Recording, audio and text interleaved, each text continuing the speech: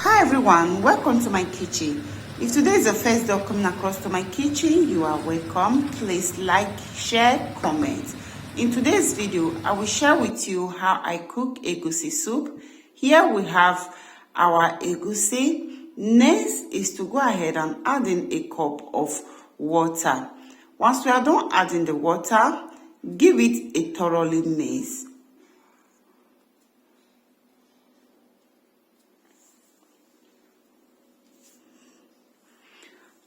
After that, set that aside. Next is to add in oil in our pot and leave the oil to hot. We will be needing a lot of oil in this egusi soup because you need a lot of oil to fry your egusi. Once we are done that, add in a little salt. I thought my oil was hot enough, so I added onions and leave it to fry for at least 2 minutes. 2 minutes later, we have to introduce our missing egusi inside our oil.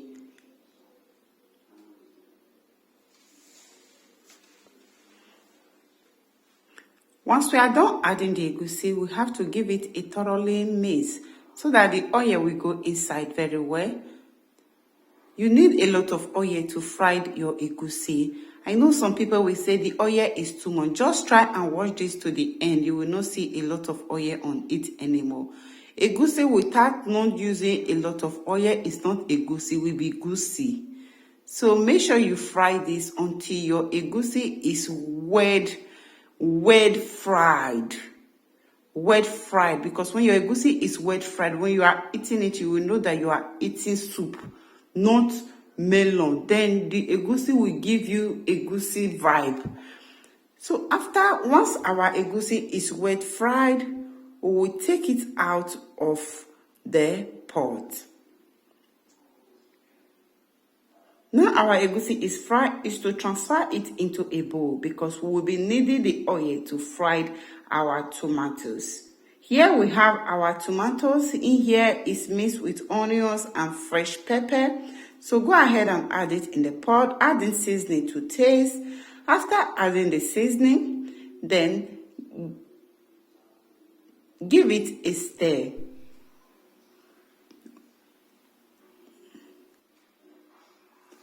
Once we are done, next is to cover and leave it to cook for 4 minutes with low heat. 4 minutes later, our tomatoes is ready.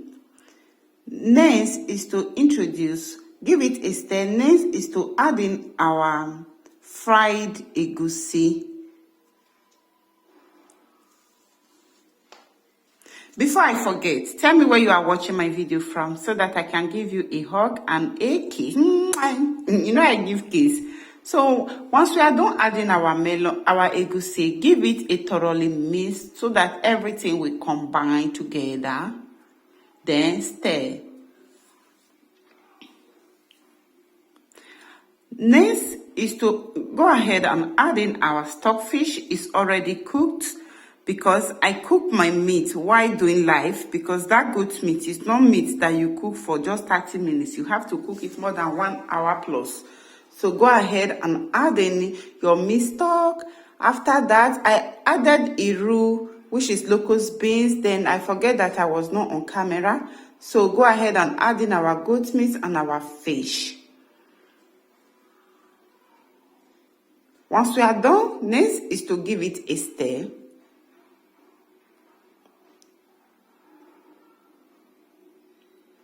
My first time of cooking egusi with tomatoes, and guys, guess what? It was yum. It was yum. I said, let me try different things today because I always cook my egusi without not using tomatoes. So back then, when I was in Africa, my mom used to use tomatoes. You know me, I'm not egusi eater.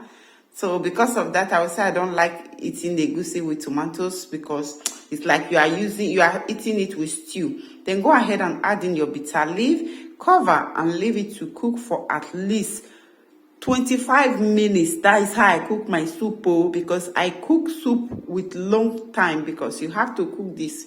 Despite you fry it, 25 minutes later, we have to give it a stir because it's egusi. Back then in Africa, my cousin, we cook this soup more than 1 hour. So next, 25 minutes later, we have to introduce our spinach because I like cooking my soup with spinach.